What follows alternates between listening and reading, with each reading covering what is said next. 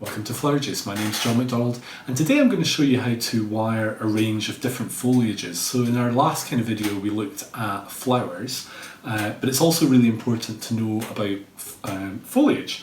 So when you think about a leaf, this is probably the kind of classic leaf that we think of. And you're probably thinking, well, why would we want to wire them? Well, when we wire anything, what we're basically doing is we're creating a false stem and also the ability to manipulate the leaf. So if we look at like a classic leaf like this salal, so even when I'm looking at this branch, I can cut this down into sections where they all have a little stem, which is useful, but it also has this vein going up the middle. So if we look at this classic leaf, what I want to do is measure about 2/3 of the way up, and using a wire, so this is a kind of heavier gauge but still a rose wire, I want to put a stitch right through the middle of that leaf. And then just supporting it a little bit with my thumb and forefinger, I can pull that wire down and we're creating a loop. And then just moving that support of these two fingers down and pinching there, now we're not putting any strength on it, I can just go around a couple of times.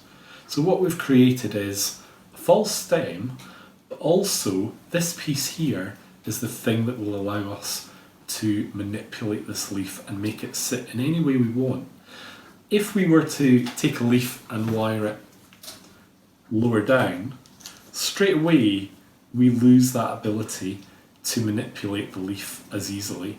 We can do it a little bit, but to be honest, what you really want is to go further.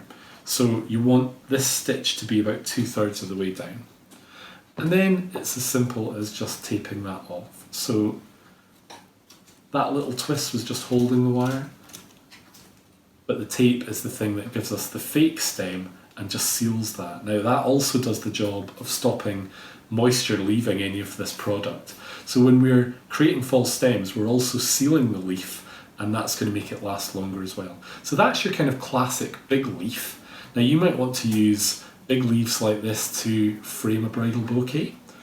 Or you might want to use one or two big leaves in like a wrist corsage as a kind of backing. So that's a good choice. The other one that people really love is an ivy leaf, and I must admit I do like ivy leaves. They're quite classic and they're quite straightforward and they're quite abundant. So this is your ivy leaf. I want to just trim that stem, and I can do that with my nail.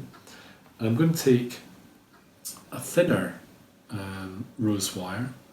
And again, I'm just going to put that stitch in about 2/3 of the way up, just pinching it with my finger and pulling the wire together, and then just rotating really my fingers. So I'm giving a little bit of support lower down, a couple of little turns, and that's the wire. So ivy leaf, brilliant. Again, a really classic leaf, a really classic flower. And what you want to do, maybe if you're doing corsage, is try and get 2 or 3 different types of leaf that you can work in combination, because that'll look much more natural than just having one type only. But it depends what you've got. So another really popular one is the ruscus. Now the Italian or French ruscus is a beautiful shape.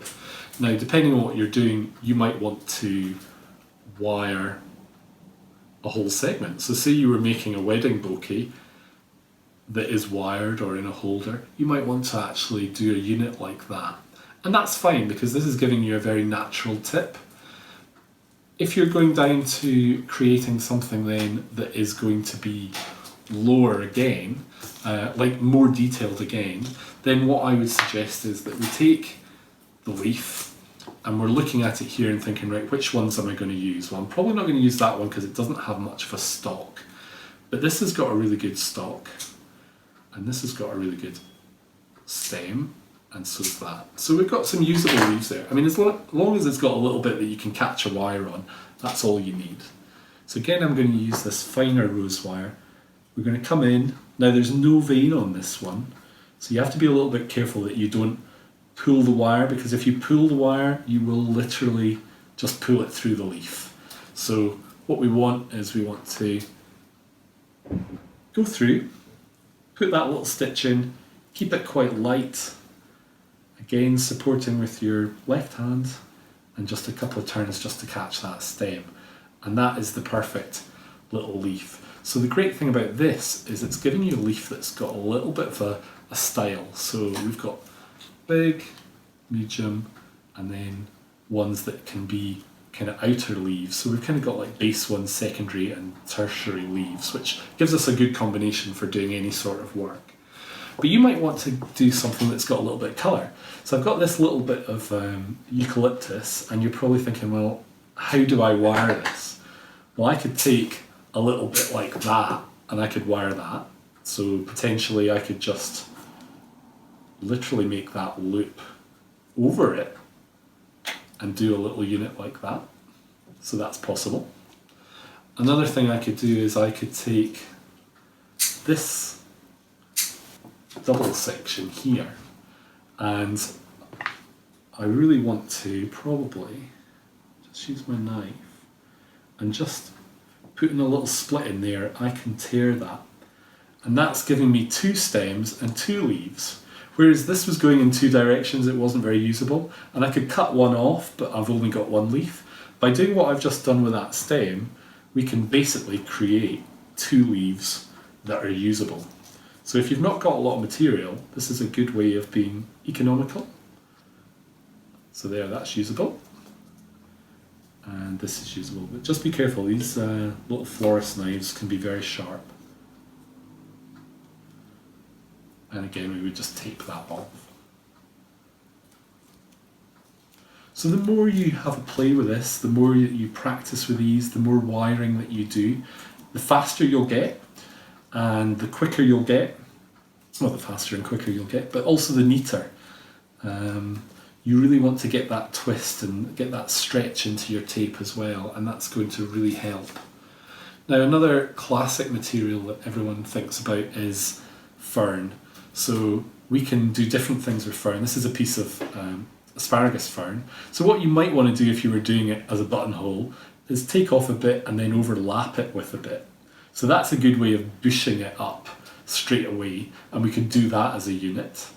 Another thing we can do is we can just split it down into little bits and create little units.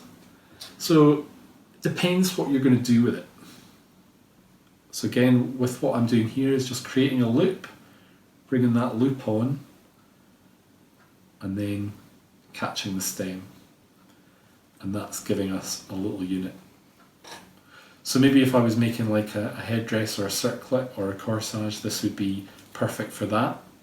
But if I was wanting to do a bigger piece, I would probably overlap a big piece like that, and then we could use that with a carnation. This is very traditional, but it gives us a bigger piece for going behind a bigger flower.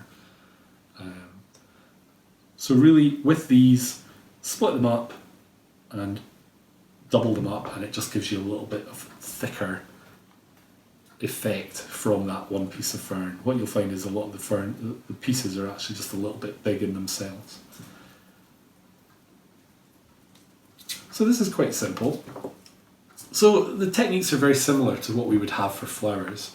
And just to show you with this is kind of the type of flower or the type of material where you're thinking, I don't know what to do with it. Again, what I would be inclined to do is take like a thicker rose wire, make a loop so that we've got a stem coming down, and then this one just to attach. And that is really the best way to deal with materials that you're wanting to wire, but in themselves there's nothing to actually wire. So we wouldn't really want to go through this flower or this material, and there's nowhere to put a stitch in it. So that's actually the best way of dealing with materials like that.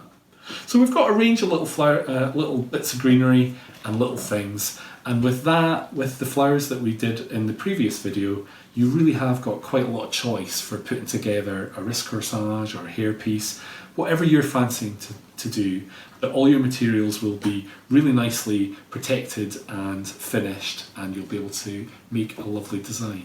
So thank you for watching. I hope you've enjoyed today's video, and if you'd like to keep up to date with all our videos, then click here to subscribe. Thank you.